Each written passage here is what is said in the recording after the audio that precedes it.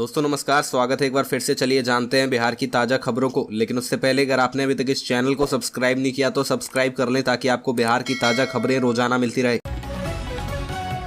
सबसे पहली और बड़ी खबर, जवाहर प्रसाद की गिरफ्तारी का विरोध करने सम्राट चौधरी समेत बीजेपी के कई नेता बैठे धरने पर। सासाराम में बीजेपी के पूर्व विधायक जवाहर प्रसाद की गिरफ्तारी का विरोध लगातार जारी है। इसको लेकर बिहार बीजेपी अध्यक्ष सम्राट चौधरी समेत कई बड़े नेता धरने पर बैठे हैं। इस दौरान सांसद छेदी पासवान एमएलसी निवेदिता सिंह, संतोष सिंह एमएलसी, जीवन कुमार भी धरने पर बैठे। सम्राट चौधरी ने सासाराम के मंडल कारा से लेकर कलेक्ट्रेट तक साइकिल चलाई। साइकिल से कलेक्ट्रेट पहुंचकर धरना दिया। आपको बता दें कि आज भारतीय जनता पार्टी की तरफ से कलेक्ट्रेट पर धरना दिया जा रहा है। इस दौरान सम्राट चौधरी ने कहा कि नीतीश सरकार लगातार भारतीय जनता पार्टी के कार्यकर्ताओं को दबाने का काम कर रही है।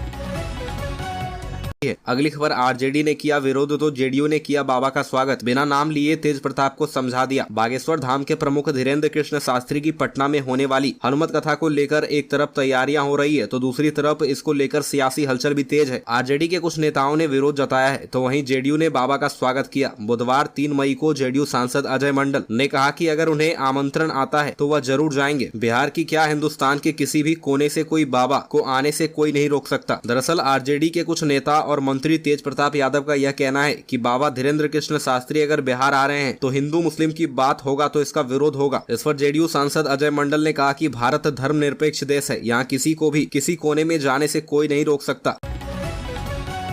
अगली खबर, बिहार सरकार द्वारा जारी जातीय जनगणना का बहिष्कार का पोस्टर लोहार समुदाय के लोग अपने अपने दरवाजे पर लगाएंगे। यह निर्णय लोहार समाज के प्रखंड अध्यक्ष अशोक विश्वकर्मा की अध्यक्षता में आयोजित बैठक में ली गई। लोगों ने कहा कि लोहार पूरे देश के हर प्रांत में है। यह बात प्रदेश के मुख्यमंत्री सहित सभी अधिकारी जानते हैं। इसके बावजूद भी लोहार जाति को मूल जाति की श्रेणी में सरकार नहीं रखी है, जो बड़े ही दुर्भाग्य की बात है। प्रखंड अध्यक्ष ने कहा कि प्रदेश के मुखिया को लोहार समाज से क्या नफरत है, जो उसके अस्तित्व को ही समाप्त करने पर तुले हुए हैं। बिहार सरकार के खिलाफ अपने मांग को लेकर जन आंदोलन करने का आह्वान किया, साथ ही जाति गणना का बहिष्कार का समीक्षा भी किया। अगली खबर, तेज प्रताप ने बाबा के खिलाफ खड़ी की फौज तो बागेश्वर बाबा के समर्थन में सवर्ण सेना उतरी। धीरेन्द्र शास्त्री, जिन्हें आम बोलचाल में लोग बागेश्वर बाबा या बाबा बागेश्वर कहते हैं, वे हमेशा सुर्खियों में रहते हैं। कभी अपने दरबार को लेकर तो कभी अपने कथित चमत्कार को लेकर तो कभी अपने बयानों को लेकर। इन दिनों वह बिहार के नेताओं के विरोध और समर्थन को लेकर चर्चा में है। उनके आने से बिहार में हिंदू मुसलमान और अगड़े पिछड़े के बीच वैमनस्य होने की बात कही जा रही है। दरअसल पंडित धीरेन्द्र कृष्ण शास्त्री का बिहार में दरबार लग रहा है। वह पटना में 13 मई से 17 मई तक दरबार लगाएंगे। बागेश्वर धाम सरकार पंडित धीरेन्द्र कृष्ण शास्त्री पहले गांधी मैदान में दरबार लगाने वाले थे, लेकिन उन्हें इसकी इजाजत सरकार ने नहीं दी, जिसके बाद पटना से 25 किलोमीटर दूर नौबतपुर के तरेत पाली मठ के पास उनका दरबार लगेगा। अगली खबर, सम्राट चौधरी ने कहा शराब की होम डिलीवरी से पैसा कमा रहे नीतीश कुमार। बिहार भाजपा इकाई के अध्यक्ष सम्राट चौधरी ने शराबबंदी सहित कई मुद्दों को उठाते हुए राज्य के सीएम नीतीश कुमार पर निशाना साधा है। सम्राट चौधरी ने कहा कि शराब बिहार के हर घर में पहुंच चुकी है और होम डिलीवरी के माध्यम से मुख्यमंत्री नीतीश कुमार खूब पैसा कमा रहे हैं। चौधरी ने नीतीश कुमार की सरकार पर शराब घोटाले का इल्जाम लगाया है। उन्होंने आगे कहा कि आज बिहार के प्रत्येक घर में शराब पहुंच चुकी है और नीतीश कुमार होम डिलीवरी का पैसा कमा रहे हैं। उन्होंने यह भी कहा कि नीतीश कुमार की पार्टी जेडीयू गैर कानूनी शराब में 10,000 करोड़ रुपए का घोटाला कर रही है।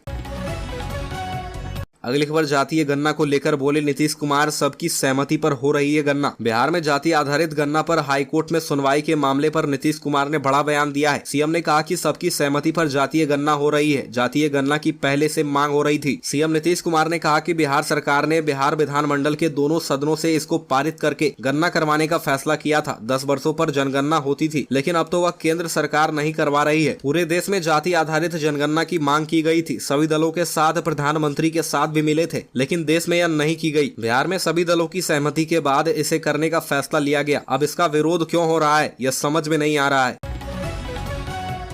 अगली खबर, अब आसान नहीं होगा बिहार में शिक्षक बनना। पहले सर्टिफिकेट के आधार पर बनती थी मेधा सूची, अब पास करना होगा बीपीएससी की परीक्षा। बिहार में अब सर्टिफिकेट के आधार पर शिक्षक की नौकरी नहीं मिलेगी, बल्कि जरूरी अहर्ता एवं सर्टिफिकेट के साथ ही उन्हें बिहार लोक सेवा आयोग द्वारा आयोजित परीक्षा को पास करना होगा। इस परीक्षा को पास करने वाले टीचर अब नियोजित शिक्षक के बजाय विद्यालय अध्यापक कहलाएंगे और राज्य कर्मी की सुविधा पाएंगे। शिक्षकों की नियुक्ति के लिए नई नियमावली को बिहार के नीतीश कैबिनेट ने सोमवार को मंजूरी दे दी है। इस नियमावली के तहत बिहार में करीब करीब 3 लाख शिक्षकों की नियुक्ति की जाएगी। नई नियमावली की सरकार के मंत्री और सत्ताधारी दल तारीफ कर रहे हैं। वहीं 7वें चरण के शिक्षक नियुक्ति की शीघ्र बहाली की मांग के लिए आंदोलन करने वाले अभ्यर्थियों के संघ ने नई नियमावली का विरोध किया है, क्योंकि इसमें अभ्यर्थियों को एक और परीक्षा पास करनी होगी।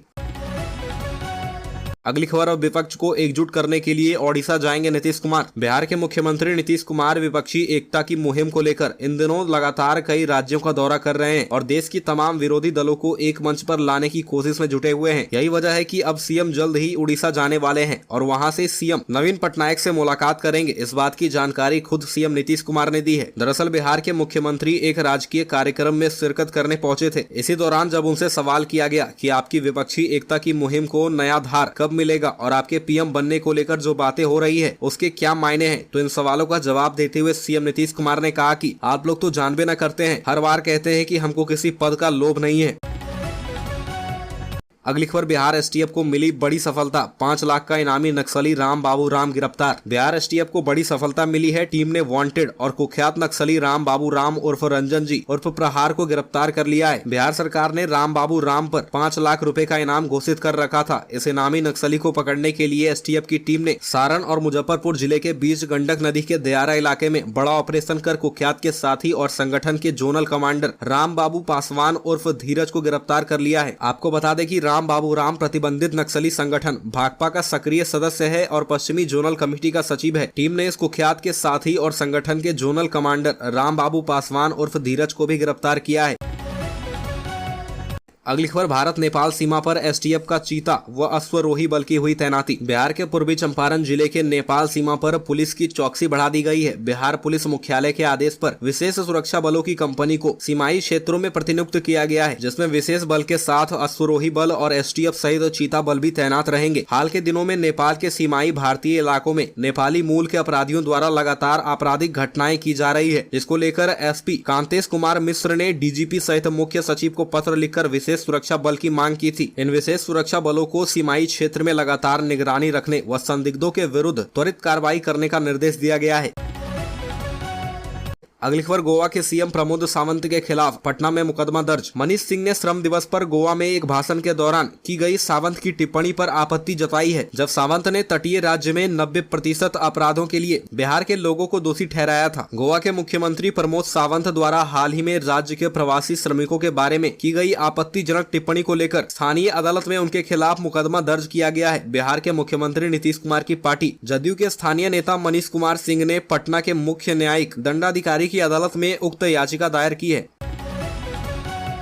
अगली खबर, धीरेन्द्र शास्त्री के समर्थकों को तेज प्रताप की धमकी, कहा भूलिए मत बिहार में किसकी सरकार है। तेज प्रताप यादव ने सवर्ण सेना को धमकी देते हुए कहा कि डीएसएस संगठन मेरा पहले से तैयार है, मैंने इसे आरएसएस के विरुद्ध बनाया था। तेज प्रताप ने कहा कि यहाँ पर हिंदू मुस्लिम सिख ईसाई सब हैं भाई भाई, सब मिलकर तैयार हैं। बागेश्वर धाम वाले बाबा धीरेन्द्र कृष्ण शास्त्री 12 मई को पटना आने वाले हैं। बाबा बागेश्वर की बिहार में प्रस्तावित दरबार को लेकर राजनीति थमती हुई नजर नहीं आ रही है। एक तरफ जहाँ सत्तारूढ़ राजद के नेता बाबा बागेश्वर के लगने वाले प्रस्तावित दरबार के ऊपर अपना बयान दे रहे हैं, दूसरी तरफ बाबा बागेश्वर के समर्थन में सवर्ण सेना उतर गई है। बाबा बागेश्वर के बिहार यात्रा पर उनकी सुरक्षा के लिए सवर्ण सेना तैयार करने की बात पर वन पर्यावरण मंत्री तेज प्रताप यादव ने कहा कि भूलिए मत बिहार में किसकी सरकार है। अगली खबर, सांसद कौशलेंद्र कुमार का बयान, कहा जुलूस में तय हो भीड़ की लिमिट। सांसद कौशलेंद्र कुमार ने बुधवार को सर्किट हाउस में बड़ी बात कही। बजरंग दल पर बैन लगाए जाने के सवाल पर उन्होंने कहा कि ऐसी संस्था पर जरूर बैन लगनी चाहिए। कहा कि भगवान राम की पूजा सभी लोग करते हैं, लेकिन भगवान राम के नाम पर हम उनके सहायक बन रहे हैं, उनके हितैषी हो रहे हैं, उनके नाम पर भीड़ इकट्ठा कर रहे हैं। उसी गलतफहमी में कोई ना कोई घटना हो रही है। कहा कि हम लोगों ने जिलाधिकारी से कहा है कि आगे से किसी भी तरह का प्रोसेसन निकले उसमें भीड़ की लिमिट तय की जाए।